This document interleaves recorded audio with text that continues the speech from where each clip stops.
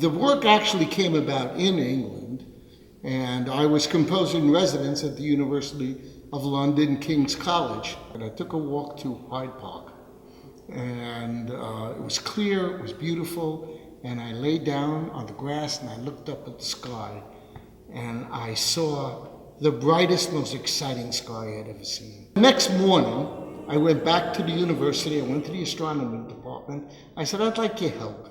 I'm thinking about writing a work about some stars, but I don't know which stars they are and where they are, etc.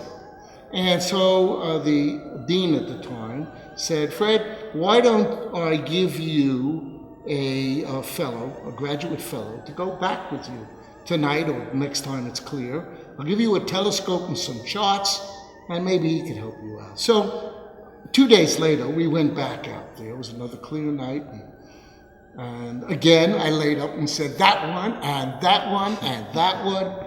And he found what turned out to be the genesis of this piece, 15 stars that I identified. I then came back to the United States and started to research those stars, the light years from our sun, our planet, and what the physical makeup of them was. And I was really amazed to find out that most of them, all of them, were brighter than our sun. And they weren't all just a round circle. Some of them had a tail. Some of them were a series of cluster stars put together, but out here they looked like one. And from that point on, I realized, well, I think I'd like to write a composition.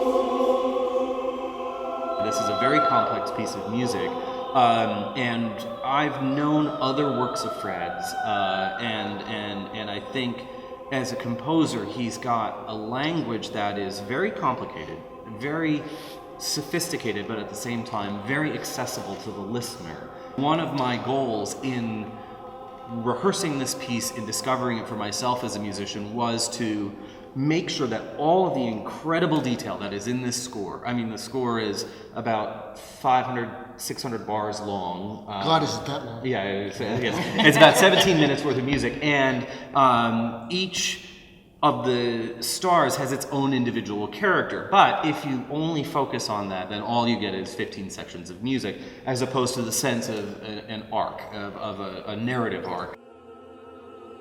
Miami's going to have this spectacular new Frost Science Museum, state-of-the-art, state-of-science planetarium, and to have a composer, of Fred's qualities and of what he's produced in the past, doing something called Stars and Distances, and to think about associating that with the planetarium, it's just a spectacular opportunity.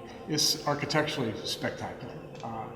It is one of the 4 components of the Frost Science Museum, and you do see it from the Arts Center, you see it from MacArthur, and it'll come to life at night. So one of the things to think about is how we actually bring Fredrick's music out into the world at night with that projected globe in the background. So we always think about planetaria from the inside. Mm-hmm. And of course, we'll celebrate the music inside, we'll celebrate the experience inside, but really thinking about everybody getting to see it from the outside and hearing it at the same time, I think would be splendid, because again, you can bring attention to each of the stars and each of the voices from the outside.